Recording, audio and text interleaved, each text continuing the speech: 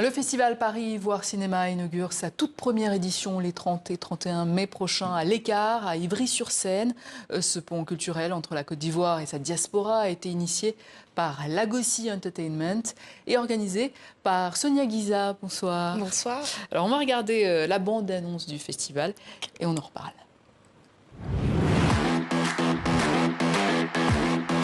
Descends de quel gazois? Gazois est mort. Quoi? Oui, gazois! Il a parti en prison encore. Un esprit m'a apparu. Il m'a dit qu'on doit quitter la maison avant qu'il ne soit trop tard. Et si je venais bosser pour toi? Tes petites sauteries pourraient bien finir par causer ta perte et par extension mettre en danger notre business. Pourquoi est-ce que tu mens? Pourquoi est-ce que tu mens comme tu respires? Là, c'est pas toi. On est en ligne.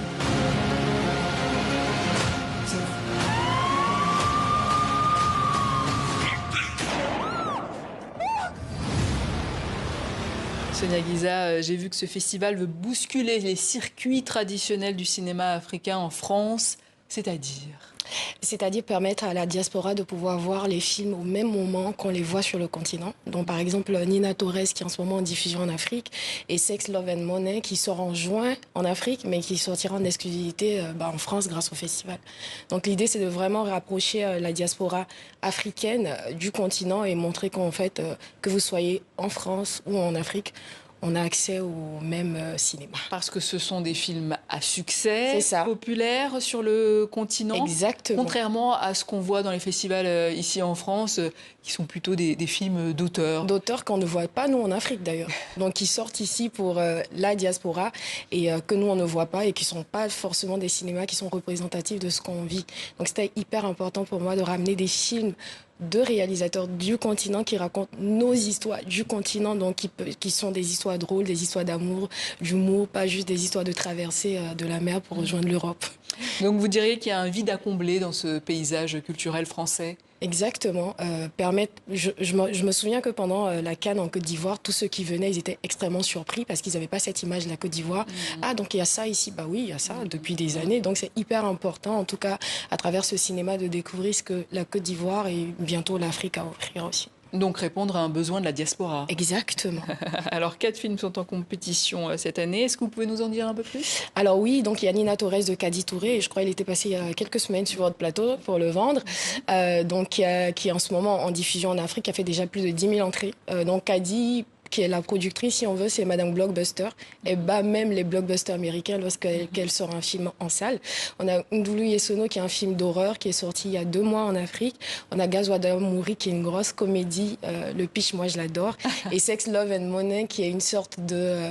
en fait, c'est un drame, c'est un thriller où il y a de la drogue, du sexe et du love.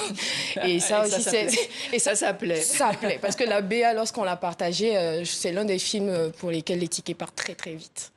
Alors, vous travaillez avec l'Office national du cinéma en Côte d'Ivoire et le ministère ivoirien de la Culture. Quel rôle joue l'État ivoirien dans ce projet ? Alors, déjà, la ministre de la Culture a ramené un représentant qui va assister à l'événement. Donc, j'ai eu un apport institutionnel et financier.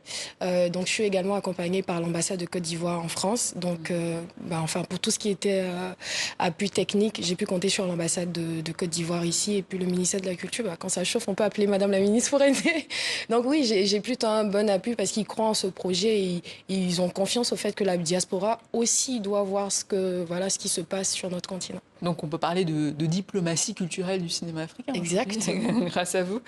Alors j'ai vu que le public aura un rôle central dans le palmarès.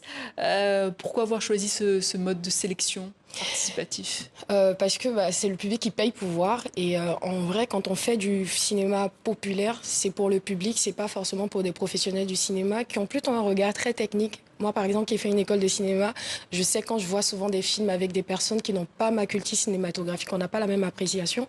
Et à la fin, en fait, c'est pour le public qu'on fait du cinéma et c'est à eux de dire le film qui m'a touché, qui m'a ému et l'actrice qui m'a vraiment fait verser les larmes. C'est pour cela que le public, il aura 80% des voix et un public quand même de professionnels parce que c'est important d'avoir l'avis de professionnels, de gens qui connaissent le cinéma. Donc 20% pour eux. Et à long terme, ce sera donc un festival itinérant, si j'ai bien compris. Exactement. C'est-à-dire, vous avez déjà des projets? Ouais, l'idée, c'est lorsqu'on finit Paris, de pouvoir aller à Marseille, à Bordeaux, enfin dans toutes les villes où il y a une forte diaspora africaine et ivoirienne. Et à terme, si on continue ainsi avec le ministère, ça serait de pouvoir partir dans d'autres pays. Parce qu'on a des diasporas, par exemple au Canada, il y a une forte diaspora à New York. Donc voilà, l'idée c'est vraiment de pouvoir voyager dans 3 ans avec ce festival-là et pourquoi pas l'ouvrir aux autres pays d'Afrique francophone. Par exemple au Bénin, ça bouge pas mal et pourquoi pas l'ouvrir au Bénin, au Sénégal et autres. Sonia Guisa, merci. Je rappelle que vous êtes l'organisatrice du festival Paris-Ivoire Cinéma qui aura lieu les 30 et 31 mai prochains à l'Écart, à Ivry-sur-Seine, en région parisienne. C'est ça. Et c'est un